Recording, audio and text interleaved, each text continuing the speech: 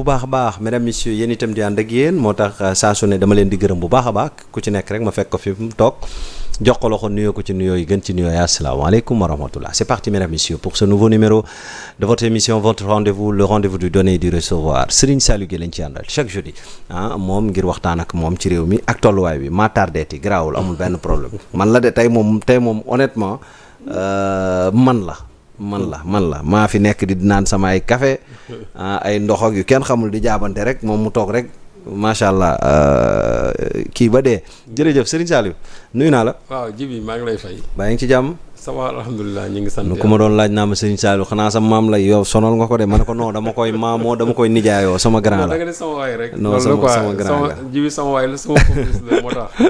waaw di leen nuyu yéen internautes yi ñi ñu suivre à travers Sénégal 7. di la nekk fii ñu nekk surtout au niveau de la diaspora vraiment maa ngi nuyu ñëpp. waaw au niveau de la diaspora j'en profite pour nuyu mon frère Bonebo. maa ngi koy nuyu bu baax. bon di nuyu Amédine aussi en Allemagne maa ngi koy nuyu.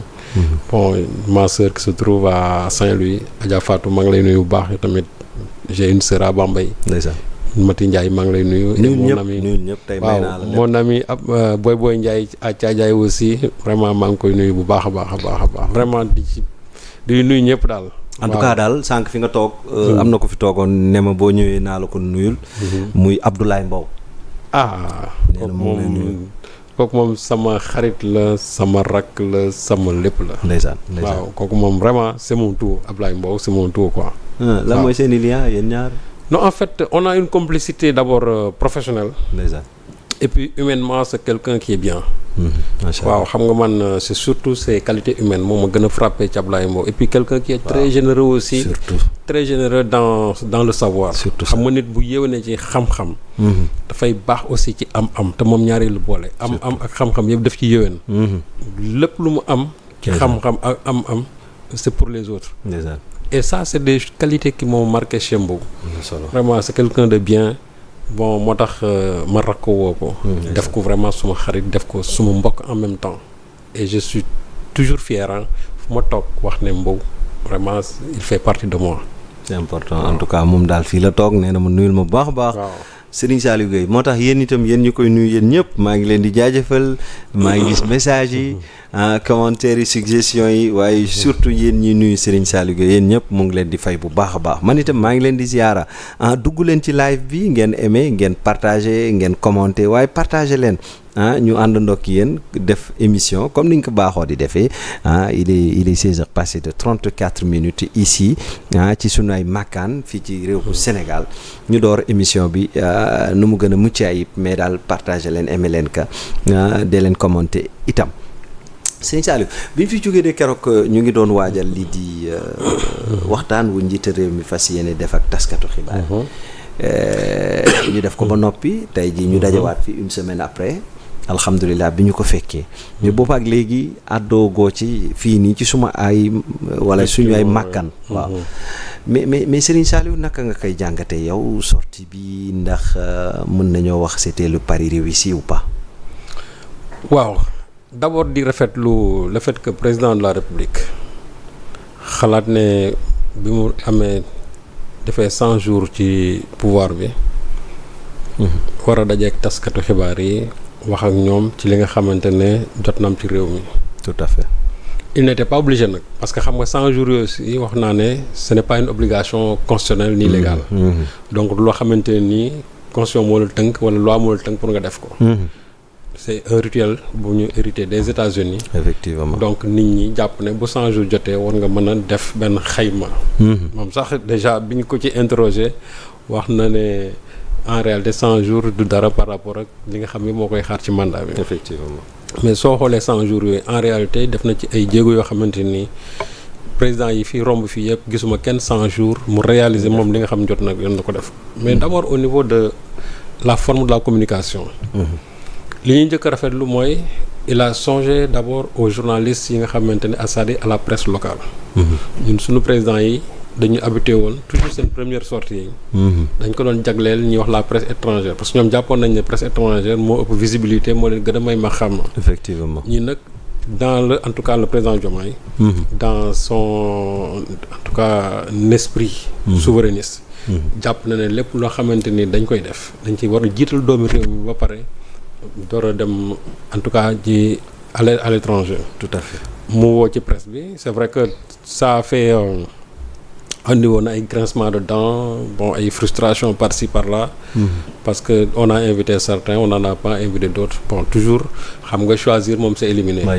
Donc am na ñuy choisir et quand je me suis renseigné aussi critères yi nga xam moom lañ joxe woon pour wax loolu bon lu ma leen nangul la dans la mesure où ils ont promis que la prochaine sortie du président parce que régulièrement président dina gën di wax ak nit ñi. Inch'Allah bés bu génnaatee ñi nga xamante ne ñoom ñoo fa demoon ba passé ñoom cette fois-ci dañuy noppalu ñu jëlaat ñeneen bu ko fexee ñu war a mën a ñëw jàkkaarloo président de la République. Inch'Allah. Donc ñi nga xamante ne affaire bi xawoon na leen naqari je crois que loolu ça doit être vraiment du baume au cœur. Et que ñu xam ne aussi ñëpp nekkoon ce sont nos confrères parce que ku sañoon da nga fay dem teew. parce que occasion yu mel noonu la non seulement dafay jëmmal sa média mais daf lay gën a jox dayo et puis daf lay permettre aussi li nga bëgg a wax yëpp président nga jàkkaarloo mu nga wax ko. Mais souvent suñu confrères ya fay nekk danañ jël en charge ñun li nga xamante ne mooy suñuy préoccupation. Effectivement. Donc à ce niveau-là je crois que vraiment c'est quelque chose à saluer.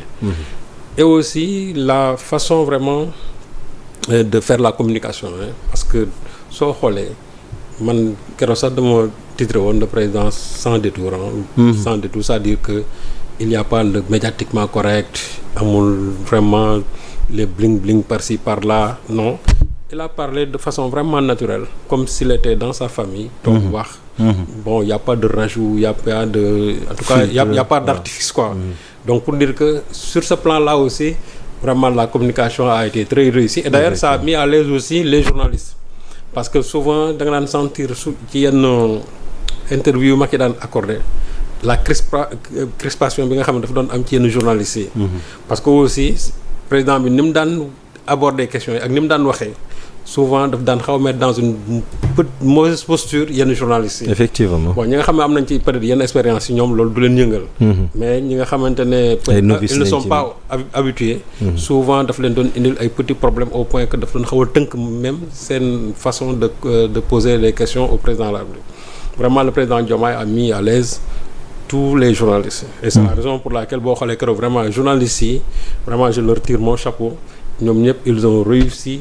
Vraiment ce grand oral bi nga xamante ne jàkkaarloo ak président de la République donc au niveau de la forme vraiment ça a été une réussite. kon foofu noonu balaa ñu fay jógee mooy style bi nga xamante ne nii ndurut na ci lu jëm ci wàllu transparence accessibilité ak proximité en quelque sorte kon loo xamante ne nii lu ñu war a pérenniser la n'est-ce pas. Absolument absolument et je crois que d'ailleurs ça c'est ça qui est normal parce que un président de la République c'est-à-dire genre pater familias la.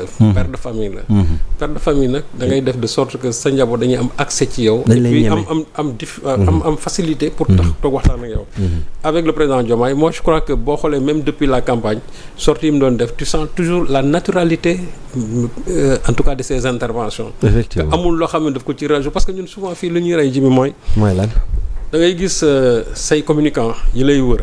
dañ naan la boo waree dem communiquer nii nga war a def da nga war a kii nii yokk lii et cetera et cetera et là c'est une conception purement occidentale de la communication. Alors que chez nous les codes de la communication c'est pas comme ça c'est-à-dire de façon relaxe te waxtaan ak nit ñi léegi leen war a wax la ko des fois sax dina am ay petites plaisanteries yoo xam ne nii dafay assaisonner. waxtaan bi et je crois que xam ne duñ crispé. Sur la forme côté boobu moom. Vraiment président Diomaye mën naa wax ne réussir na ko. donc forme bi nag su réussir dafay fekk aussi day dimbali fond bi. D'accord moo tax boo xoolee aussi fond bi quasiment mën naa wax li mu wax ci forme bi am lay waxaat ci fond bi dans la mesure où toutes les questions yi nga xamante ne qui ont été abordées et puis il y avait pas de questions tabou. li ñu laaj lépp sans hésitation il a répondu de façon très naturelle et tu sentais vraiment la sincérité aussi dans ses réponses et je crois que c'est ça qui est essentiel et loolu. ñi ko déglu yëpp xam nañ bu baax li ma wax et puis je crois que ñu bëri il partage aussi li nga xamante ne moom laa wax sur cet angle-là c'est-à-dire la franchise dans ses réponses la sincérité aussi vraiment dans ses réponses donc côté boobu mën naa ne aussi président bi vraiment il a réussi. Et est-ce que c'était évident